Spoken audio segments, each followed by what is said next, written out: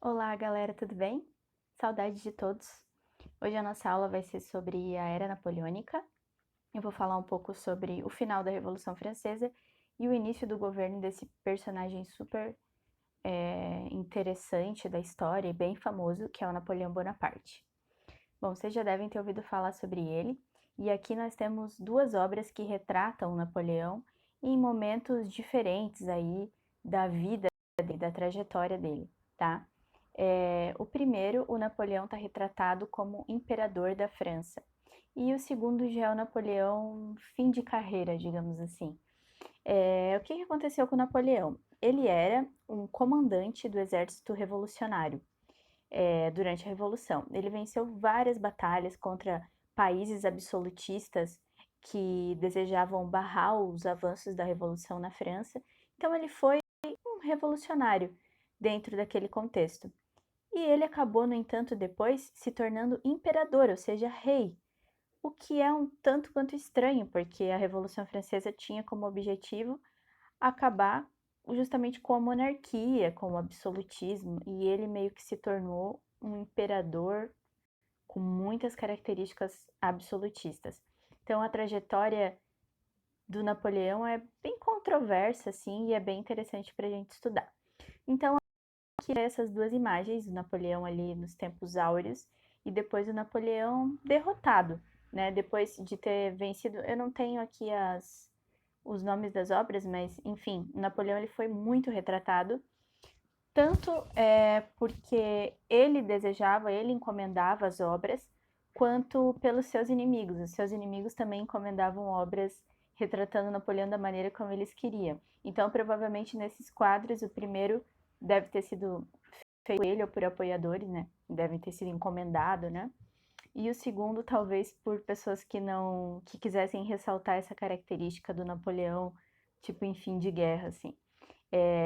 Ele foi um personagem que, quando ele se tornou imperador, e para se tornar imperador, ele se preocupou muito em construir a imagem dele como salvador da França, como o cara que tinha essa função de ser o líder da França e, quiçá, o líder da Europa, porque ele desejava ter um grande império conquistando outros países no continente europeu. Então, por isso que tem tantos relatando assim a imagem dele. Beleza, para relembrar o fim, gente, da Revolução. Primeiro, a gente viu que naquele último vídeo que eu mandei, quem não assistiu, assista, por favor, porque nós vamos ter alguma atividade avaliativa em breve sobre esses temas, Revolução Francesa e Era Napoleônica, beleza? Então, a gente viu que os jacobinos, lá na figura do Robespierre, eles governaram a França, inclusive o Napoleão, ele pertenceu ao grupo dos jacobinos, tá, gente? Ele lutou, comandou os exércitos franceses na época que a França ela era governada pelos jacobinos. Depois ele meio que bandeou de lado, trocou e se converteu ao grupo dos girondinos, tá? Os girondinos que eram do terceiro estado, eram revolucionários também, mas eram da alta burguesia e eles tinham interesses em conquistar, em fazer a revolução, em conquistar direitos só para eles, para a classe social deles. Bom, os girondinos então eles articularam um golpe contra os jacobinos que estavam aterrorizando geral, né? A gente viu o período do terror, mataram muita gente, sobretudo o Robespierre, o Maximiliano de Robespierre, que liderou essa matança, essa perseguição, né? Então, os girondinos deram um golpe em julho de 1794 e iniciaram o diretório, tá? Logo em seguida, eles já cancelaram a Constituição e algumas leis que tinham sido aprovadas durante o governo dos jacobinos e fizeram uma nova Constituição para a França. Lembrando sempre que uma Constituição é um conjunto de leis máximo de uma nação. É aquela leis, né, aquela Constituição, é um conjunto de leis que ninguém pode descumprir, ninguém está acima da Constituição. Ela é a mais importante de todas.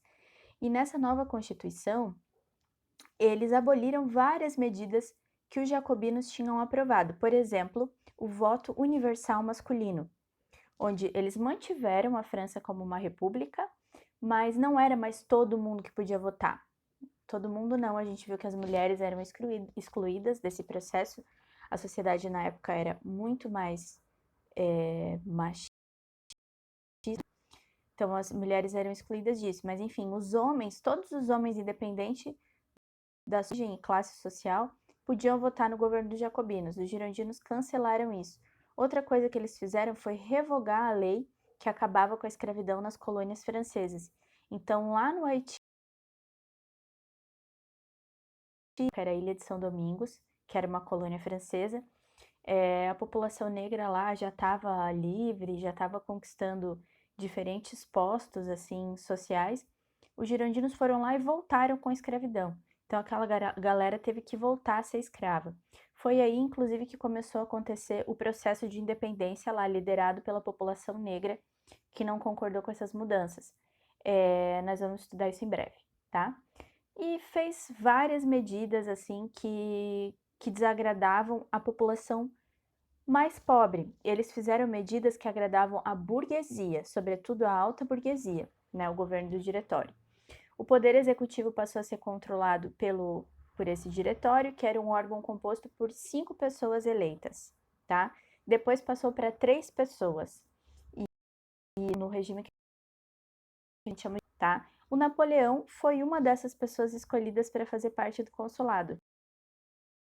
Caso pensado, porque a França, depois de tanto período de guerra, de rivalidades, guerra civil, né, os jacobinos contra os girondinos, uma matança total, os monarquistas, as pessoas que defendem a monarquia também eram em constante disputa política.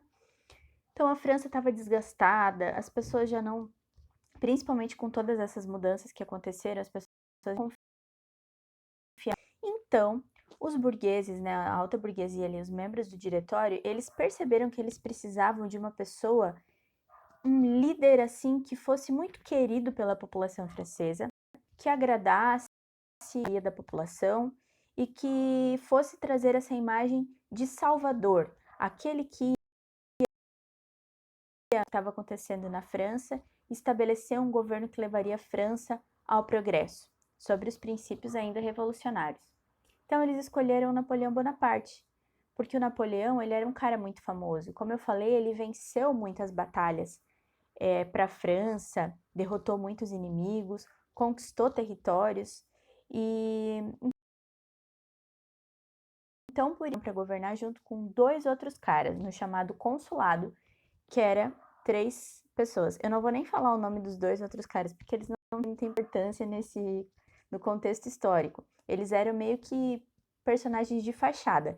Quem governava mesmo, quem tinha mais poderes, era o Napoleão, tá?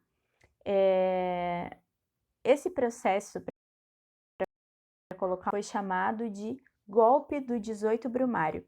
Por que 18 Brumário? Meio estranho essa data, parece, né? Aconteceu em 1799. O Brumário é equivalente ao mês de outubro, entre outubro e novembro, no calendário revolucionário. Vou mostrar para vocês, ó. Esse aqui é o calendário revolucionário. Todo aquele processo da Revolução Francesa, os revolucionários mais radicais, eles diziam que o Estado não deveria mais estar atrelado, ter relação com nenhuma religião, né, por causa do clero, do poder que o clero tinha no contexto da França. Então eles disseram, agora tudo vai ser laico. Laico é quando o Estado não tem relação. Laico é algo que não tem relação religiosa, vinculação religiosa, né? Não, eles não proibiam nenhuma religião, mas eles deixavam a população escolher livremente a sua. O Estado não estava ligado a nenhuma religião específica. O nosso Estado também é um Estado laico atualmente, tá? Aí eles falaram, não vamos mais seguir o calendário cristão, cristão gregoriano. Vamos fazer um calendário só nosso, um calendário revolucionário. Então eles escolheram alguns meses que tinham a ver com as estações, meses que tinham a ver com as estações do ano e também com as questões agrícolas, as características típicas da França, e deram nomes diferentes para esses meses. Então o Brumário era ali, ó, equivalente ao mês de outubro, outubro, outono, Entre outubro e novembro, outono é o mês das bruxas. Então, no calendário revolucionário, o golpe do 18 Brumário foi quando o diretório resolveu colocar o Napoleão para governar a França. Só para ressaltar de novo, essa é uma imagem bem famosa, um quadro bem famoso do Napoleão cruzando os Alpes. E para falar um pouquinho mais dele, então, já aos 15 anos de idade, ele já ingressou na Academia Real Militar de Paris e ele começou a sua carreira nessa área, que foi uma carreira brilhante. Ele foi considerado um grande estrategista de guerra, né? Super novo, ele já liderou e venceu várias tropas e várias batalhas contra os inimigos da França. Uma outra curiosidade: quando o Napoleão entrou para o exército, a França ainda era uma monarquia. Mas, acontecendo todo o processo de da Revolução, ele lutou a princípio contra os revolucionários, mas depois acabou se convertendo, se aproximando dos jacobinos e virando um revolucionário também. E depois ele passou de jacobino para girondino, resolveu mudar de grupo, virou girondino, e depois ele também virou, como eu falei, imperador. Então Napoleão era um cara meio inconstante, assim, mudava bastante de lado, né, no decorrer da sua história. Beleza, eu vou mostrar para você, então, falar das duas fases do governo do Napoleão. A primeira é chamada de consulado e vai de 1799 a 1804. Ali é onde acontece a nova Constituição. Nessa nova Constituição, ele mantém a República, né? Ele é um cônsul, um cargo meio que o cara que vai administrar a França nesse período, mas é uma república ainda. Só que essa Constituição dá muitos poderes para o Napoleão, né? Mais do que para aqueles outros cônsules, como eu falei, né?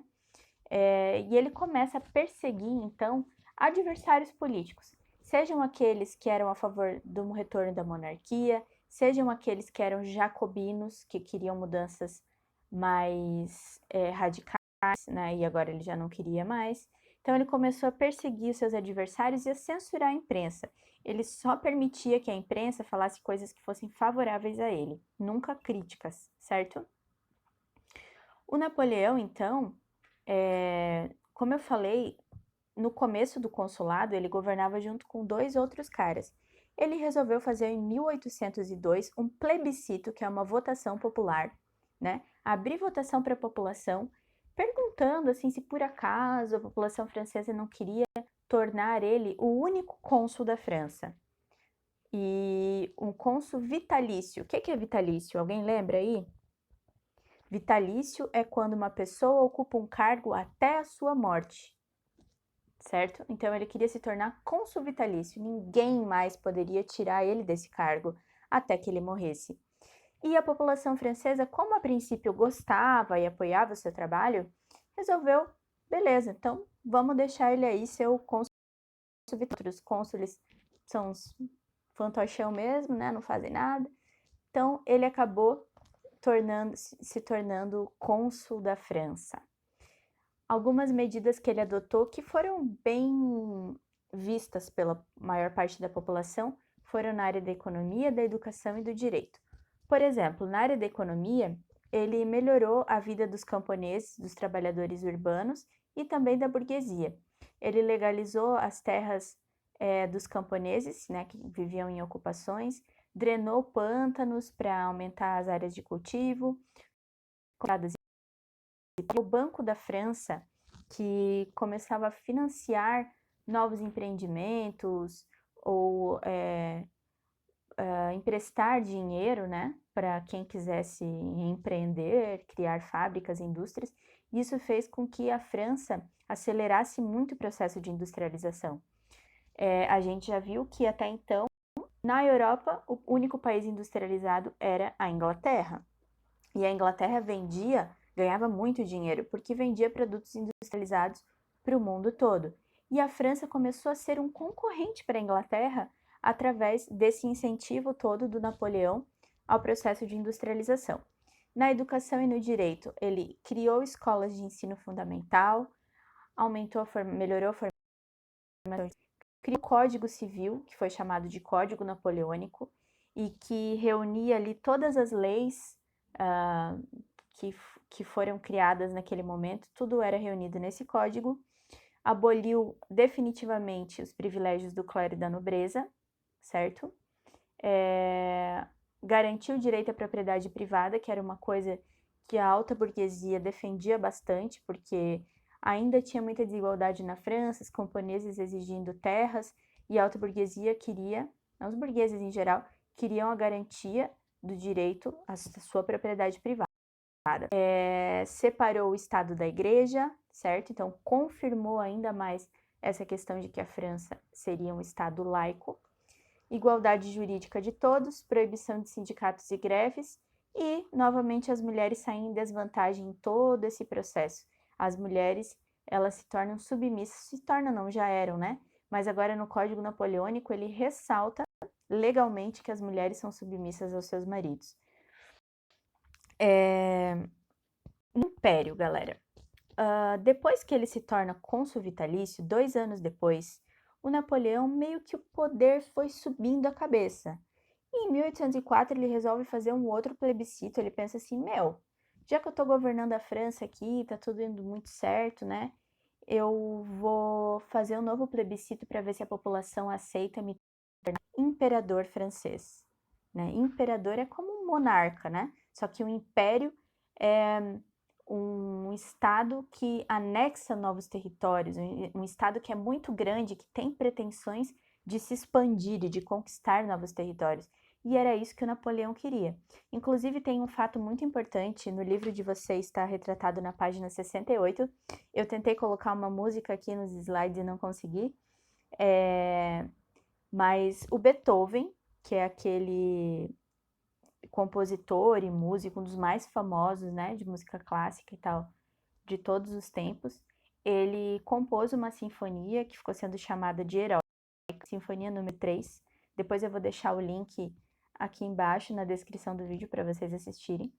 Ele compôs essa sinfonia em homenagem ao Napoleão, né? O Beethoven, durante o início do governo do Napoleão, do consulado, por causa das medidas tão boas, porque o Napoleão, ele fez aquilo que ele se propôs, pelo menos no início, né? A França estava aquela bagunça, um grupo contra outro. Ele conseguiu trazer uma certa paz interna, né, para a França, através de algumas medidas meio autoritárias, mas ele conseguiu restabelecer a paz na França. E o Beethoven, ele admirava muito Napoleão por causa disso. Só que uma atitude do Napoleão fez com que o Beethoven mudasse de ideia, mudasse de opinião. E ele acabou mudando, dizendo que ela não agem ao Napoleão. Que fato foi esse? O Napoleão ter se tornado imperador, né? Então ele percebeu que o Napoleão era mais um dos líderes cujo poder, a gente usa o termo subir a cabeça, né? Que almejava por poder e que queria estar acima dos outros cidadãos. Ele não estava pensando mais no bem comum e apenas nos seus interesses próprios, tá? Porque o Napoleão, ele acabou então, como se ele se tornasse, autoproclamasse imperador da França. E nesse período do Império, que foi de 1804 a 1815, ele começou uma grande campanha para expandir os territórios da França, as guerras expansionistas. Anexou vários territórios e iniciou uma tensão ali com um país que era até então economicamente e militarmente também de toda a Europa, que era a Inglaterra, certo?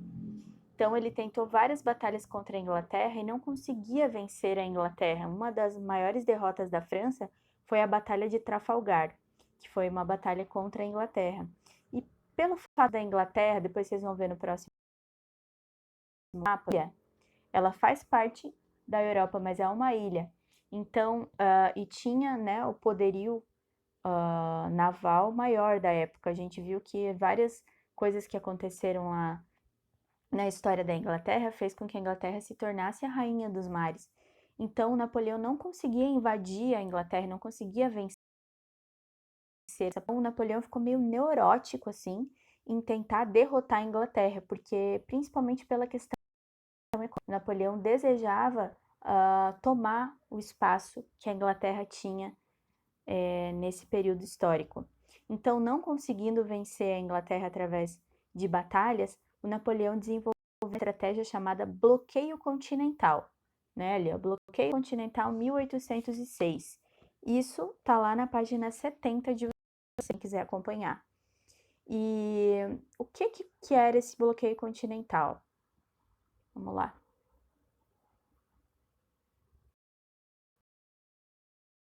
O bloqueio continental. Ai, ai, ai.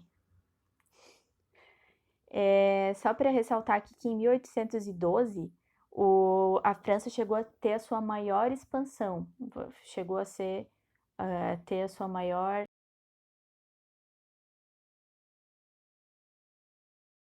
Java.